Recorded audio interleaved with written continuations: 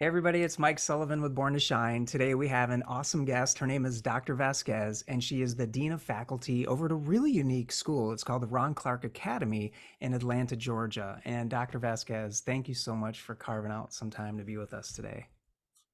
Thank you, Mike, for inviting me. I'm excited to be here today. Yeah, absolutely. And, would love to share and hear your story, your unique story of how you became the Dean of Faculty. A little before we hit record, you mentioned you were over in Florida at a school Mhm. in Orange County, and I'm just going to shut up. What was your journey like to become the Dean of Faculty? It's been a journey, 21 years in education. I started as a kindergarten teacher back in Puerto Rico in the private school sector, and I love the babies. Then my husband and I decided to move to Florida in Orlando, and I started working for Orange County Public Schools as a second grade teacher. And after 6 months, I got placed as a curriculum resource teacher where I work with professional development for teachers and all about the books and the resources that we're using in the classroom. Then I became a dean of students for middle school. That's for 1 year. And then I became an assistant principal. And from there, a year and a half later, my journey as a school principal began at Meadowwoods Elementary with Orange County Public Schools. It was a Title I school, and it was a very successful journey, which I enjoy thoroughly. And that's where I completed my doctorate degree and my dissertation on trauma-informed approach in a Title I school. Hmm. And then I had the blessing to be asked to be the founding principal for my last school with Orange County, which was Village Park Elementary. Hmm. And then I got offered the fabulous position of being here at the Ron Clark Academy as their Dean of Faculty, where the impact that we're having in education is at a greater scale. And I'm extremely excited to be part of this journey and learning something new and being able to help other educators, because as we educate teachers and we support teachers, we know that the impact is going straight to the classrooms, and that is where our children need it the most. Yeah, that's beautiful because then it has that ripple effect that's going out to the students, then they become adults, they have children, it just ripples out into the whole community. So that's Yes, it does. beautiful.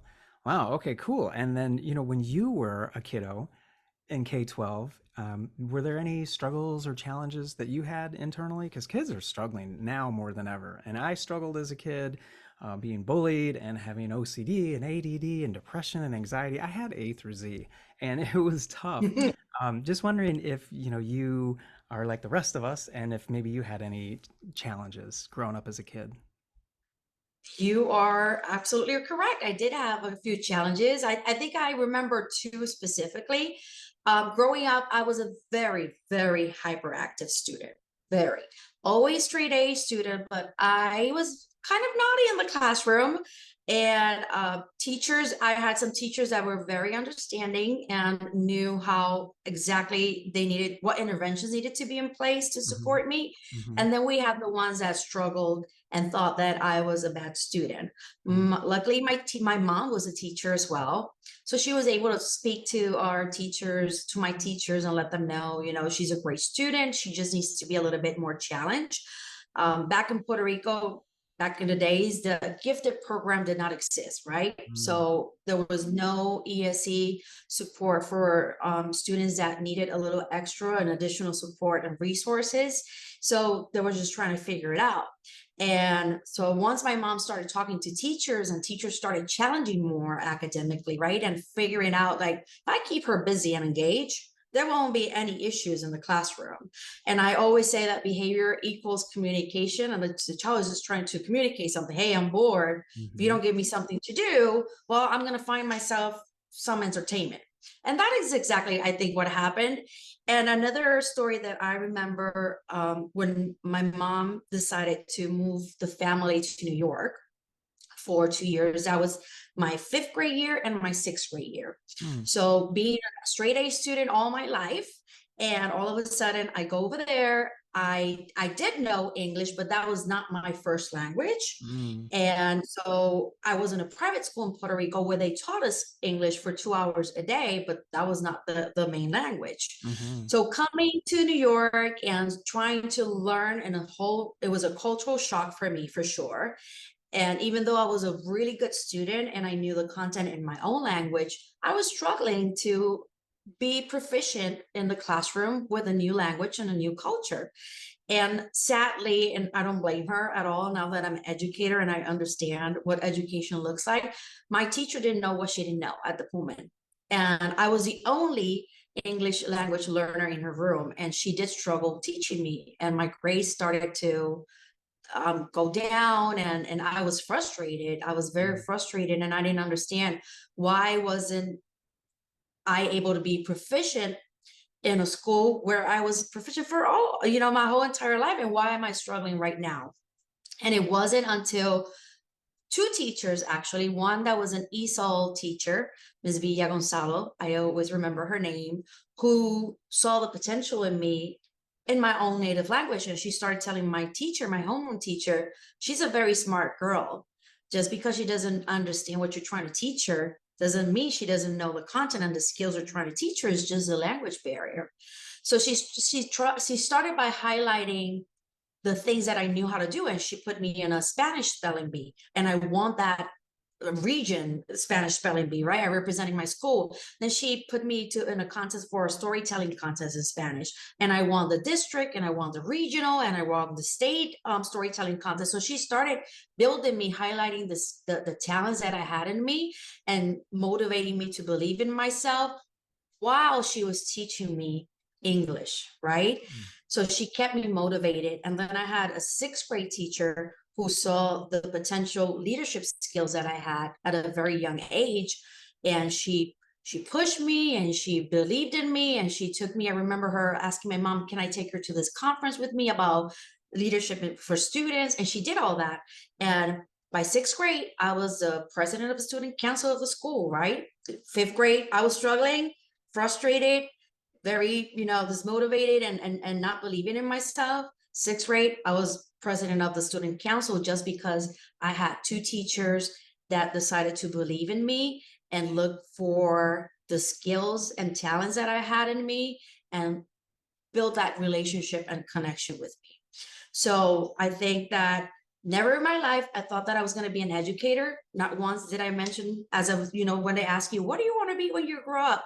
Not once did I said teacher, even though my mom was a teacher. Right. Um, and I remember in my sixth grade yearbook, my sixth grade teacher wrote, Ms. Macbeth, she wrote, most likely to lead and teach. Hmm. You were there. So she predicted what was going to happen with me. And I think that is one of the main reasons why I decided to pursue my career in education, because that's my way of paying it forward. I know those two educators were invested and believed in one student and saw the potential in me, and I need to pay it forward as well, because there are so many kids out there that are just like, we're not looking at them, we're not giving them the potential, we're not seeing their potential, we're not building those relationships with them, we're not connecting with those students and finding the good in them. I know that in education, academics is always the main objective, but there is so much more to students than just a number or a grade on an assessment. You can't define children and our future generations just based on that. Of course, yeah. Conflict resolution, building relationships, coming up with creative solutions to problems, working well together. I mean, yeah, Mhm, it's so cool that you mentioned two adults, two teachers that believed in you. And when you mhm. started to believe in yourself, it was like the sky was the limit. So Yes, that's magic when someone can help a student believe in herself or himself, something magical happens, truly it magical, does. and it It sets them does. You up for the bring rest of their life. Yeah, that's beautiful. Thank you for sharing that. And then when I guess right now at the Ron Academy, what are you noticing that's helping your kiddos with their emotional and mental health? And then what are you noticing? There's a gap here, like there is everywhere. And I'm just curious what you guys are doing that's helping and areas you'd like some help with. I think that going back to my story about building relationships and connecting with the students, it's one Hmm. of the most beautiful things that happen here at the Ron Clark Academy. Is just a way where teachers are truly know our students. We know every single name of every student on campus. We know their parents' names. We they do home visits at the beginning of the school year and make sure they connect with the families. Our students are given the opportunity to travel around the world with their teachers, and outside of the school environment, that allows them to get to know their teachers in a different way, and spend more time and connect and have those conversations. So I Hmm. think that one of the main things, and I think it's the most important thing when you're trying to teach a child, is just to connect. Rita Pearson said that kids don't learn from people they don't like, right? Or they don't know. Hmm. So when you want a student to believe in what you're going to teach them and trust you, you got to connect. You got to Right. build those relationships. And I think that our school does a beautiful job when it comes to knowing our students, knowing their likes, their strengths, their weaknesses, knowing their families, finding ways to connect with them, finding ways to do things together outside the school. Like we take our kids to, let's go to the movies, let's go to a restaurant and have dinner together, let's go out and let's have sleepovers. We do so many things with them to connect, not just in the classroom but outside the classroom, so they know that they have a caring adult wherever they go in this building, What's a cool about person that that? loves them and that are Yeah. that are truly I that love are that. truly interested in them, right? And Yeah, totally. Because you're building genuinely care. genuine. It's a relationship. It's not teacher student. This is, hey, we're a team now, right? I'm gonna teach you. But the cool part is now the student is striving.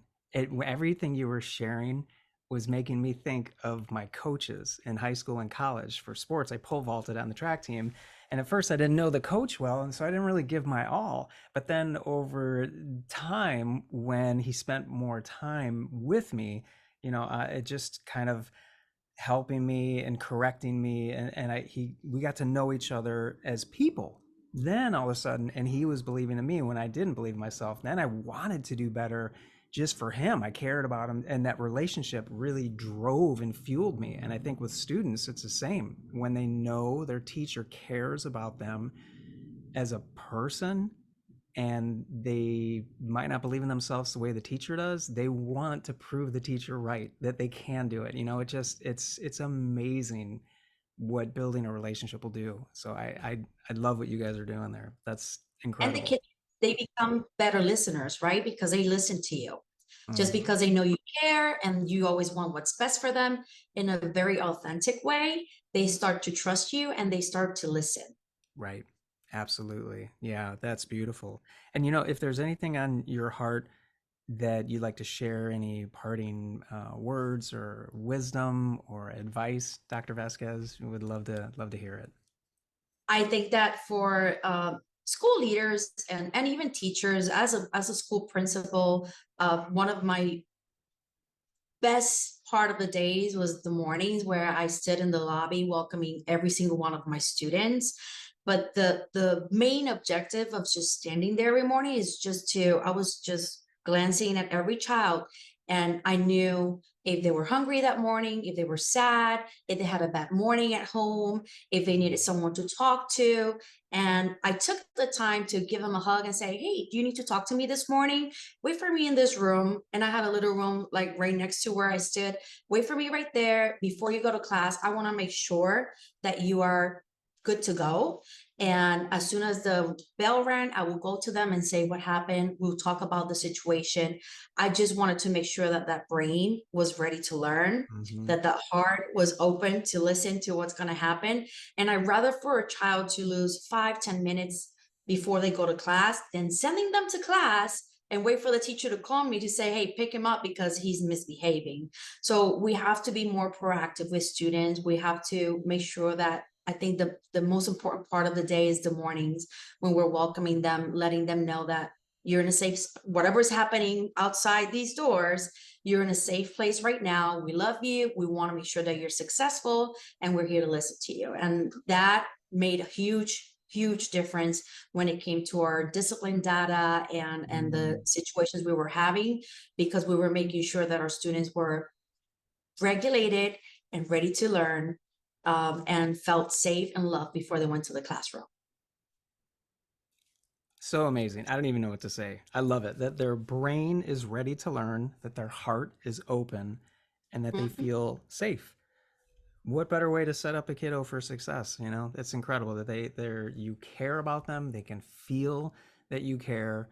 You want them to feel loved and seen and valued and heard, and that they're important and that they matter. I mean, that's all I'm hearing when you're sharing this. So thank you, Dr. Vasquez, for what you do. And 21 years, did you say? And 21 years, amazing. And just thank you for what you do. And thanks for making time for us today. My absolute pleasure. Thank you so much, Mike. I appreciate you.